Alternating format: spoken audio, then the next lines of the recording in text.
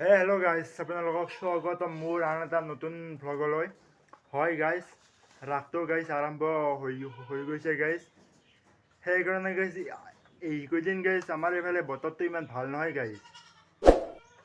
এই বৰষুণটো গাইজ যেতিয়া লাগে গাইজ তেতিয়া বৰষুণ নিদিয়ে, আৰু যেতিয়া নালাগে তেতিয়া বৰষুণ দি দিয়ে।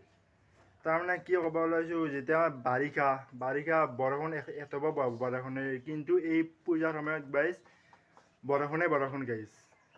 যেতিয়া গাইজ পানী লাগে তেতিয়া পানী নিদিয়ে, যেতিয়া পানী লাগে তেতিয়া পানী দিছে গাইজ। এতিয়াহে অলপমান ৰ'দটো ওলাইছে গাইজ, সেই চাব পাৰে আপোনালোকে। এতিয়া ৰ'দটো ওলাইছে। তো আজি মই আপোনালোকক আমাৰ গাঁৱৰ পথাৰখনত ধানবোৰ বেয়া হৈছে নে ভালে আছে সেইবোৰ অলপ মই আপোনালোকক দেখাম।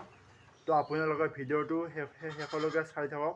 তো বলক এতিয়া মই মোৰ ভিডিঅ'টো আৰম্ভ কৰোঁ।